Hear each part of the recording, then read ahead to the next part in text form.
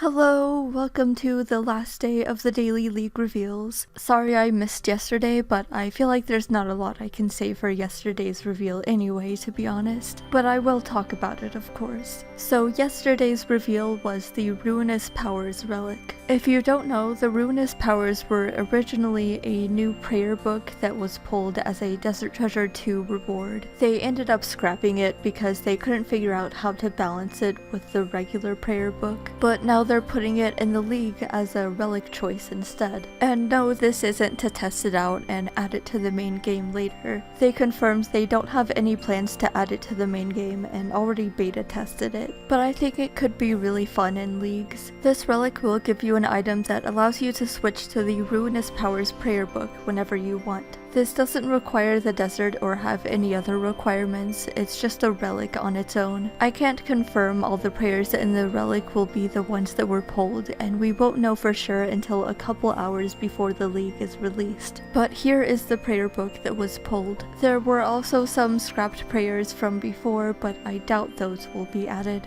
A lot of these look like the same or similar prayers to the regular prayer book, like there's protect item. The protection prayers give 100% protection from whatever you're praying against, but they increase the damage you take by 10%. Meaning if your enemy uses another style, you'll take extra damage from that. Ruinous Grace drains your prayer points instead of run energy, and this is completely useless in the league because everyone has unlimited run. But I low-key hope they add this to the relic because it would be so funny. Metabolize allows you to 1 tick eat food after 25 ticks of having the prayer up.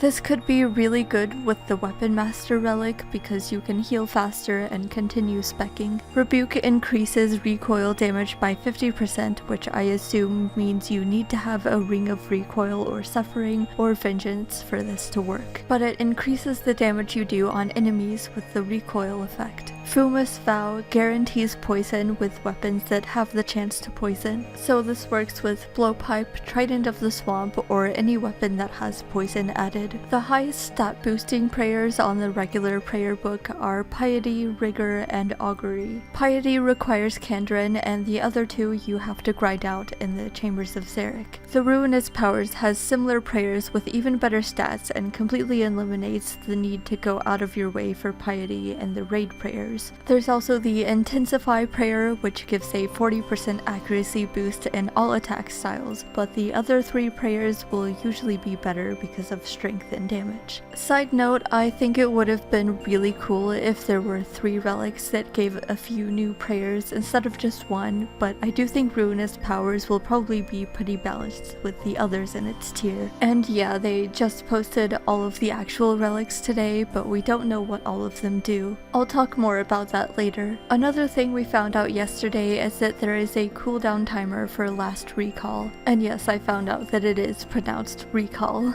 The timer scales with your level, so below 300 total, it's 6 minutes. I assume this means you can recall every 6 minutes and not like once you teleport somewhere with another teleport, you have to wait 6 minutes to recall back. Like for example, I imagine it would be good if you're AFKing Teaks on the Isle of Souls and you teleport out to bank and recall back immediately and then AFK for 6 minutes. But total levels are really fast in the league, so this shouldn't be a big deal, just don't train runecrafting until much later. Now on to today's reveals. First we get the Executioner relic. This gives you an axe you can throw, and once your enemy is at 20% health, the axe will do the rest of the damage and auto kill your enemy. In the video, we see this being used on Olm's hand, which is a fantastic example. With this relic, you will never reset one of the hands again. On Mudkip, the player equips the axe and hits a 2, meaning Mudkip wasn't at 20% health yet. So I guess the axe can do damage normally, but doesn't deal a killing blow unless the enemy is at 20% health. I'm curious what the axe's stats are and if it's a decent range weapon to equip just before 20% health or not.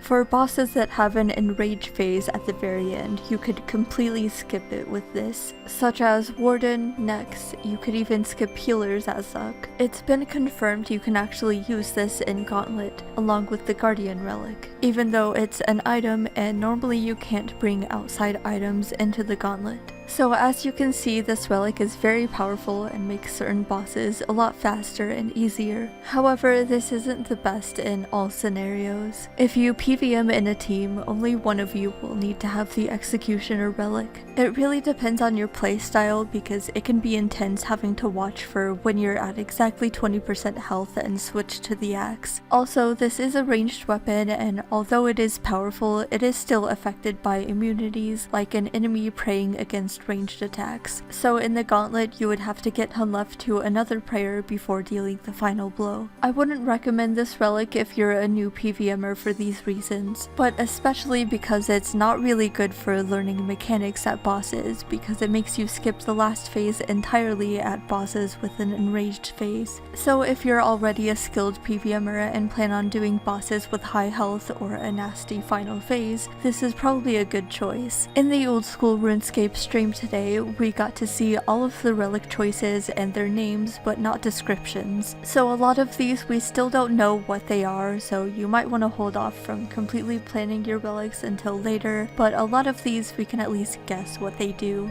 First of all, it was a surprise that there's 8 tiers. The first tier is completely the same, but the second and third only have 2 options each. Fairy's Flight will now have teleports to Tool Leprechauns, which makes it a lot more powerful, and maybe even better than Globetrotter depending on your regions. Globetrotter gives you all the teleports from teleport jewelry and all spellbooks, but a lot of those teleports you can make yourself or put in your house permanently. Fairy's Flight is really interesting because it makes farm runs super fast, but you also have access to teleports you might not otherwise have at all, such as a really close teleport to Neve, a fast way to get to Entrana, a quick Taverley teleport without a construction cape, and Fossil Island hardwood patches. You could use this for a lot of similar teleports to Globetrotter like Catherby, Harmony Island, or Draenor Manor. There's some teleports close to a bank like the Farming Guild or the Grapevine patches, or you could use the Brimhaven Fruit Tree Patch teleport to quickly get to your house. Fairy's Flight is definitely powerful this time around, but Globetrotter might be more useful in regions you don't have as many fairy rings or tool leprechauns, such as the wilderness or the desert. Either way, both relics are probably most useful in early games, so if one of those regions are your first region, you might want to consider Globetrotter instead. I don't think there's really a wrong pick here though. Tier 3 is really interesting. It's between Banker's Note and Fire Sale. I've talked about these both previously, but basically, Banker's Note allows you to note or unnote anything, and Fire Sale allows you to buy items from shops for free. These are both super powerful in different ways. I'd say Banker's Note is more useful in PvM, such as bringing extra supplies in raids if you're a learner or doing the extra hard mode, while Fire Sale makes your buyable skills literally free, but also kind of gives you unlimited runes, ammo, and other buyable supplies. Some regions are better than others for certain relics, like Fire Sale is insane in Firminic, because you can get construction up extremely fast with gold sinks, or Banker's Note would probably be more useful if you're attempting the Inferno. Because we have Last Recall, Banker's Note isn't as extreme of a choice,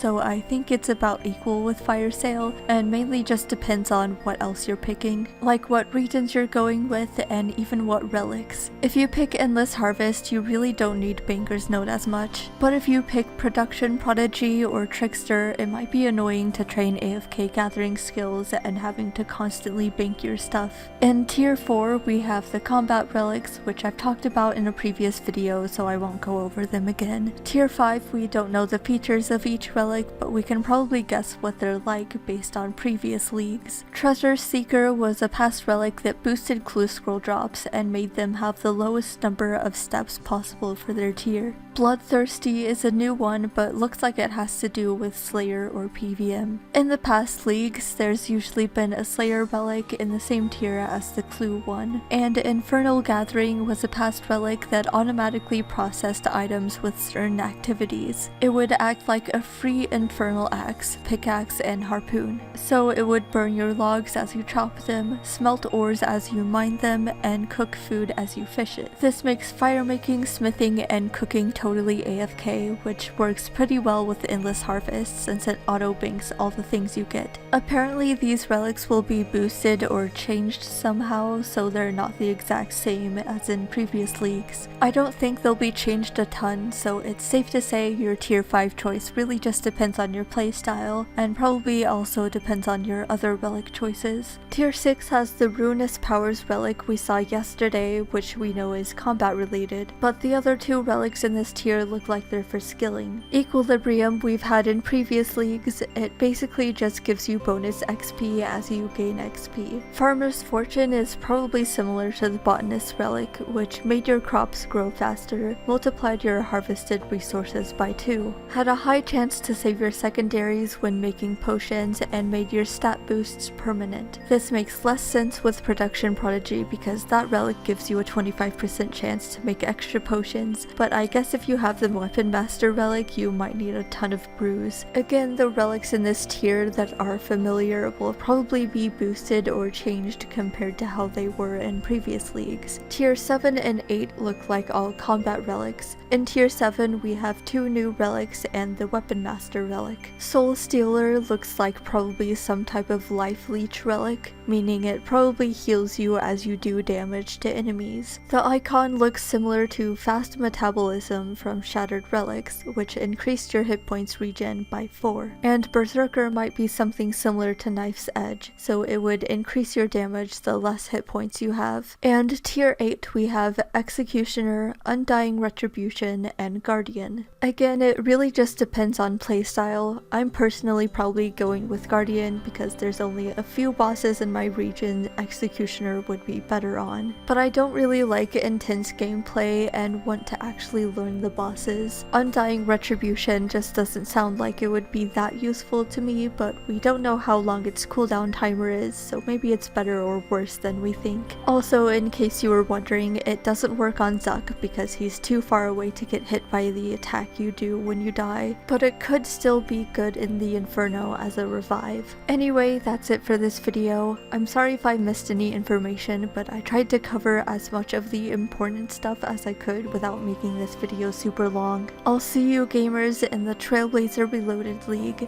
Goodbye, friends.